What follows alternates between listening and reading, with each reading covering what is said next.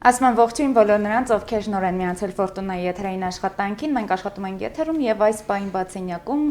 հյուրասրահատվածն է սիրով հյուրընկալել եմ իմ այսօրվա հյուրին։ Ուժեղ Հայաստան կուսակցության անդամ Արթուր Միքայելյանն է բացենյակի տաղավարում, բարով եք եկել Լոռի, Վանաձոր ու Ֆորտունա։ Շնորհակալություն հրավերի համար։ Ինչպե՞ս եք։ Հիանալի։ Պարոն Միքայելյան, այդ հիանալիի մեջ մտնում է նաև լոռեցիների ընդունելությունը, ոնց են։ Միանշանակ, եթե լոռեցիների ընդունելությունը չլիներ ջերմ, բնականաբար հիանալի չէր լինի։ Շնորհակալություն եմ ուզում հայտնեմ լոռվա աշխարհի մեր հայրենակիցներին, որ շատ ջերմ դիմավորեցին մեզ, արձագանքում են, կանգնում են, խոսում են, լսում են, ժպտում են, ուրախանում են։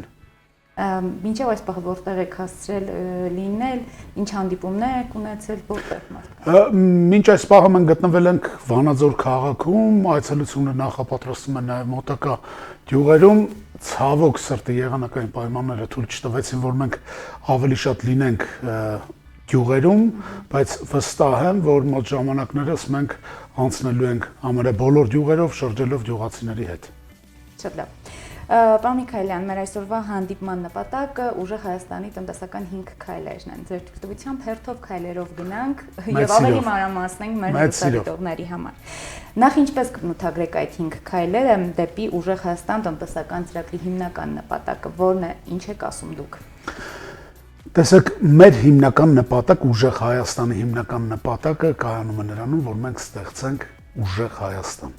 Ինչ է իրենից ենթադրում ուժեղ Հայաստանը։ Ուժեղ Հայաստանում յուրաքանչյուր մարդ պետք է ապրի անվտանգ, առաջինը, յուրաքանչյուր մարդ պետք է ապրի բարեկեցիկ, յուրաքանչյուր մարդ պետք է ապրի արժանապատիվ։ Այս ամեն ինչի հիմքում ընկած է մեր առաջին տնտեսական 5 քայլերը, որտեղ շատերը ասում են, այս 5 քայլերն է ու վերջ, բայց ես ուզում եմ վստահեցնեմ մեր հանրությանը, որ մինչ ընտրությունը մենք հանդես են գալու մեր անվտանգային տեսլականով, այլ տեսլականներով, որոնք միախմբելով դառնալու է մեր նախընտրական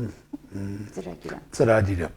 Այս պարագայում առաջին 5 տնտեսական քայլերը, եթե մենք բացենք փակագծերը, իրանք կդառնան ոչ թե 5, այլ 50 տասնյակ ու դրանից ավել, քանի որ շատ մեծ աշխատանք ենք ուզում կատարենք ու մենք սկսելու ենք աշխատանքը ոչ թե կենտրոնացնել միայն Երևանում ու Երևանի հարակից քաղաքներում, այլ մենք անելու ենք ամեն հնարավորը ու մեր ծրագրում այդպես նշված է, որ լինի մարզերի համաչափ զարգացում, որտեղ ամիսներ առաջ, երբ որ սկսեցինք մենք այցելություն մարզերում, որ մենք շատ ենք այցելում հեռավոր գյուղեր, սահմանամերձ գյուղեր, մենք տեսնում ենք, որ ցավով պետք է նշեմ, որ մարդիկ մարզերում, նամանավան գյուղերում ոչ թե ապրում են, այլ գոյություն են պաշտպանում։ Շատ ցավալի է տեսնել, որ մարդիկ չունեն աշխատավարձ, որ մարդիկ չունեն ապրուստի միջոց ու ամենակարևորը մարդկանց մեջ կորել է հույսը։ Մենք ուզում ենք մեր քաղաքացիների հետ շփվելով իրենց մեջ արթնացնենք այդ վերջին հույսը, հայ հույսը, հայ արժանապատվությունը պատիվ է, որ իրենք կարող են, իրենք պետք է ապրեն լավ ու այս ամեն ինչի հիմնական մեղավորը Հայաստանի Հանրապետության թույլ իշխանությունները, օր առաջ իրենք պետք է ուղղակի գնան հանգստի, որ Հայաստանում լինի ուժեղ իշխանություն, Սամվել Կարապետյանի գլխավորությամբ, որ մենք իրականացնենք այն ծրագրերը, որը Հայաստանի Հանրապետությունում Հայաստանի Հանրապետության քաղաքացուն կդարձնի երջանիկ, ապահով ու արժանապատիվ։ Ձեր թույլտվությամբ գնանք քայլերի շուրջ, տնտեսական 5 քայլերը հերթով ուսումնասիրենք։ Առաջարկում եք 300,000 աշխատատեղ, որը շատ լուրջ եւ հավակնոտ թիվ է, ինչպես է այն իրականացվելու հաշվարկների մասին, ուսումնասիրությունների մասին, ինչ մեկնաբանություն կտաք այս կետի շուրջ։ Ի տարբերություն Նիկոլ Փաշինյանի կառավարության հայտարարած 260 թե 280,000 աշխատատեղերի 300,000-ը դա նոր իրական աշխատատեղերն են, որ ստեղծվելու են գործարաններ, զարկ է տրվելու Հայաստանի Հանրապետությունում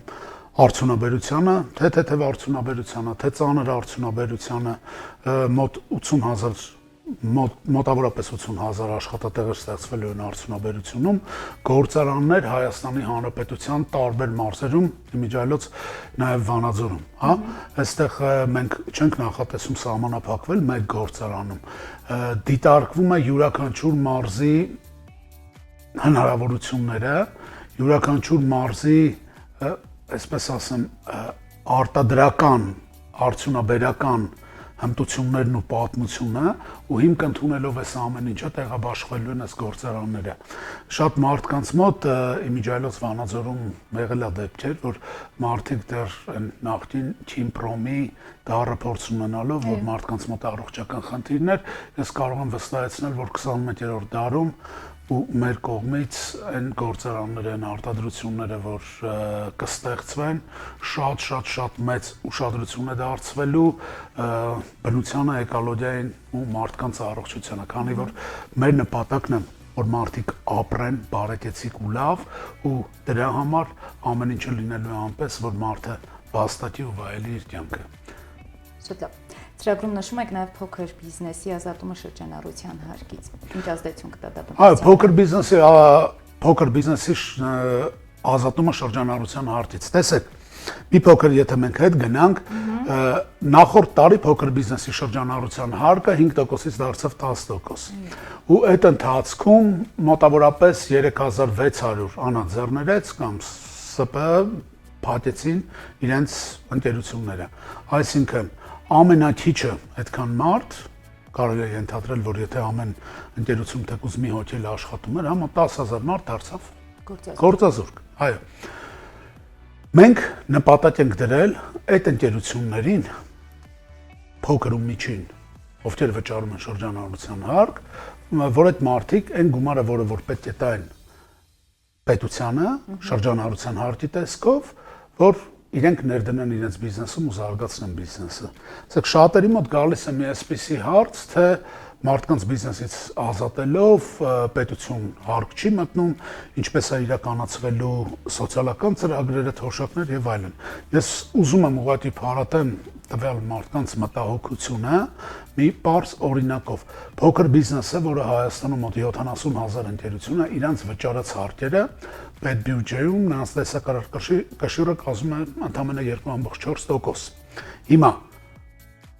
300,000 նոր աշխատատեղ ստեղծելով մենք վստահաբար ավելի շատ գումար բյուջեի համար կգեներացնենք, քան այդ 2.4%-ն է։ Այդ ընկերությունները նույնպես կգեներացնեն, քանի որ իրենք ներգրավելու են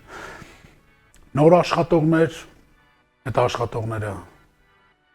վճարելու են եկամտահարկ եւ այլն, ու այս ամեն ինչի արդյունքում ես վստահ եմ 2.4%-ի փոխարեն մենք կունենանք շատ ու շատ ավելի մուտքեր պետական բյուջե, որը հնարավորություն կտա սոցիալական ծրագրեր, թոշակներ եւ այլն վերանայելու այս ամեն ինչը։ Բարի։ Դեղորայքի մասին էլ խոսենք, 20% էժանացում եք խոստանում։ Իմիջիայլոց 20%-ը դա թիվ չէ, դա մինիմում 20%, որտեղ դեղորայքներ կարող են լինեն ավելի շատ։ Շատ է խոսվում, որ մենք միջազգային շուկայից ենք կախված, լավ, ինչպես է ձեզ հաջողելու։ Տեսեք, մենք միջազգային շուկայից ենք կախված, հարևան Վրաստանն էլ է միջազգային շուկայից կախված, բոլորն էլ կախված են միջազգային շուկայից տեղերի մասով, բայց եթե մի բանը հնարավոր է հարևան Վրաստանում իրականացնել, մոտ հարց առաջանում, ինչու համար հնարավոր չի Հայաստանում։ Դա հնարավոր է ու մենք անելու ենք այդ ամեն ինչը, որտեվ Վրաստանի օրինակը, օրինակ մոտ 100 դեղի վերին շեմ, վաճառքի վերին շեմ դնելը շատ լավ օրինակ է ու օրինակելի օրինակ է, որ մեր հանրապետությունում որոշ տեղերի մասով լինի մաքսիմալ գին, բայց մյուս կողմից տեսեք Հայաստանի Հանրապետությունում գրանցված կա մոտ 1200-1300 դեղ, բայց ամբողջ աշխարհում այդ դեղերի քանակը շատ ավելի մեծ են։ Եթե չեմ սխալվում, Ռուսաստանում 10,000-ից ավելանուն դեղ ունի պետական գրանցում։ Մեր հանրապետությունում, քանի որ չկա դեղերի լիցենզիա, որոշ դեղերի, որոշ փոխարինիչ գեներիկների շուկան դատարկ է, այդ պատճառով, ասենք, շուկայում չկա մրցակցություն։ Մենք այդ շուկան ազատականացնելու ենք, այսինքն լիցենզիայի գումարները, տեղի լիցենզիա ստանալը շատ ահռելի մեծ գումարների մասին է խոսքը,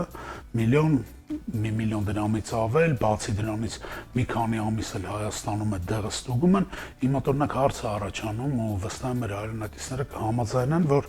եթե ինչ-որ մի դեղ նույն եվրոպական երկրներում Գերմանիա, Ֆրանսիա,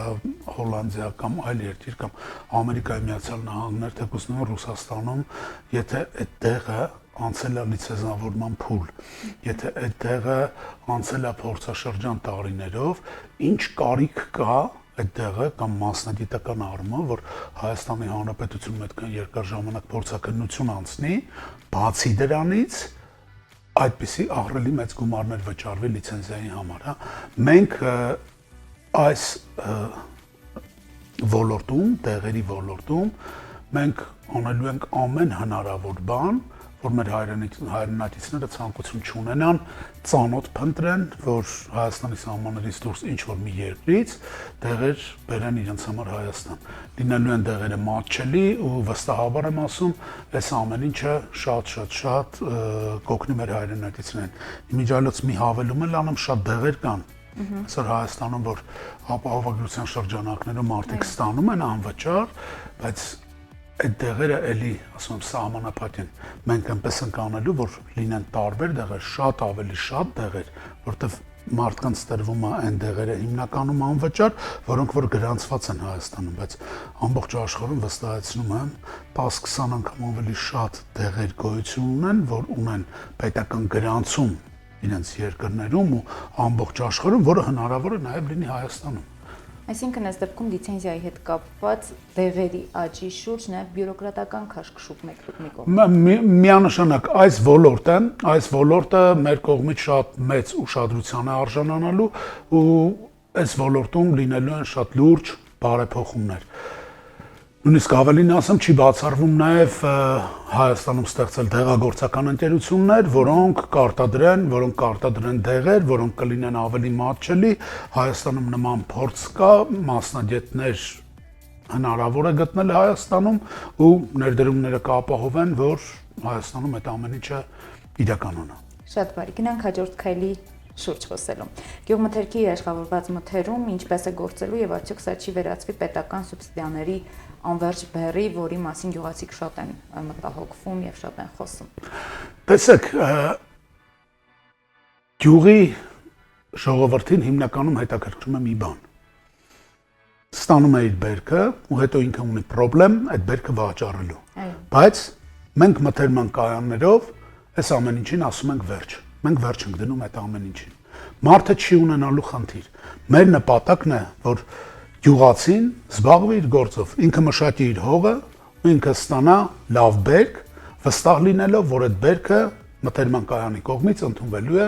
ու նախապես պայմանավորված գնով, հա։ Բերեք ֆիքսենք, որ պայմանագրով հունվար ամսին, օրինակ տարվա սկզբին, հունվար կլինի կամ փետրվար, պայմանագիր է կնքվելու մթերման կայանի հետ, բերքը հասնելուն պես մթերման կայանը այդ բերքը գնելու է։ Ինչ է այստեղ տեղի ունենում։ Տեսեք, սուբսիդիաների պահով, որ դուք ասում եք, հա, մեզ պետք է այնպիսի բան, որ գյուղացին ոչ թե ստանա սուբսիդիա, ինչ-որ օգնության կարգով, այլ մեզ պետք է, որ գյուղացին ներգրաված լինի բիզնեսի մեջ, որ գյուղացին գումար վաստակի, ոչ թե սպասի ինչ-որ օգնության։ Շատ դեպքերում ներողություն գյուղացին վարկով է նաև այդ բերքը։ Այո, հիմա տեսեք ինչ ենք մենք առաջարկում։ Մենք առաջարկում ենք, որ մթերման կայաններից գյուղացին նաև կստանա պարարտանյութ, հա, կստանա պարարտանյութը շատ մատչելի գնով, շատ, որը հնարավորություն կունենա վերջում կամ բերքով վճարելու դրա դիմաց, կամ վճարի գումարով, երբ որ ինքը իր գումարը ստանա։ Երկրորդը դիզվառելիքը։ Դիզվառելիքը նույն տրամաբանությամբ։ Մենք փորձում ենք գյուղատնտեսական վարկերից նույնպես ազատել։ Հա, որտեվ գյուղատնտեսական վարկերը իրենք արժեն թանկ եւ հնարավորություն կա այս դեպքում աշխատելով մթերման կայանի հետ իջեցնել եւ բերքի ինքնարժեքը եւ գյուղացին որ գումար վաստակի։ Պարարտանյութերի մասով հասկանան, որ այստեղ լինելու է շատ լուրջ օգնություն իրենց, ինչ մասով։ Պարարտանյութերը շատ դեպքում որ առնում են մեր գյուղացիները տարբեր ներմուծողներից, հա, բարձ չի թե տվյալ պարարտանյութը արդյոք այն նյութերը, որ պետք է ինքը պարունակում կամ չի պարունակում, այստեղ տրվելու է շատ լավ, շատ բարձր որակի պարարտանյութեր, որոնք թե ապրանքները եվրոպական շուկա կամ Ռուսաստանի շուկա արտահանելու դեպքում չի լինելու խնդիր տվյալ ապրանքների լաբորատոր ստուգման արդյունքներում ու գյուղացին իր բերքը վաճառելու է ավելի հարմար գնով, ավելի լավ գնով, ու ինքը լինելու է շատ ու շատ ավելի հանգիստ։ Մթերման կայանները լուծելու են շատ հարցեր, այնտեղ լինելու են սառնարաններ։ Մթերման որ պատկերացումը լինի բարձ, մթերման կայանը գնելու է գյուղացուց, որ վաճառի ուրիշին։ Հիմա մթերման կայանին ձեռնտու է, որ գյուղացու հետ ինքը աշխատի, որ գյուղացին ստանա լավ բերք, գյուղացին ստանա շատ բերք, քանի որ մթերման կայանի գործունեությունն էլ այդ բերքը վաճառելն է։ Եթե մթերման կայանը բնականաբար վատ բերք ստացավ, ինքը չի կարողանալու վաճառի։ Մթերման կայանը մեր նպատակն է, որ իրենք աշխատեն մեկը մյուսի հետ։ Շատ բարի։ Եվ ինչով է իզմաչելի բնակարանային ծրագրերն ինչ դեր ունեն տնտեսական պատկերում ձեր ինքնուրույն։ Տեսեք, մատչելի բնակարանների մասով օրինակը բերեմ ես Երևանի օրինակով, Երևանում բնակարանները նորակառույց շենքեր կան շատ, բայց բնակարանների մասով ու գները այնքան թանկ են, որ սոցիալական ցածր եւ միջին խավը չունի հնարավորություն ձեռք բերելու այդ բնակարանները։ Իրենք շատ թանկ են, բայց մեր նպատակը կայանում է նրանում, որ Հայաստանում յուրաքանչյուր մարդ ունենա հնարավորություն բնակարան ձեռք բերելու։ Մենք ունենք այդ հնարավորությունը ու մենք տալու ենք այդ հնարավորությունը մեր քաղաքացիներին։ Այսինքն, ինչու՞ է կայանալու պետության աջակցությունը։ Շատ լավ մենք հասկանում ենք, որ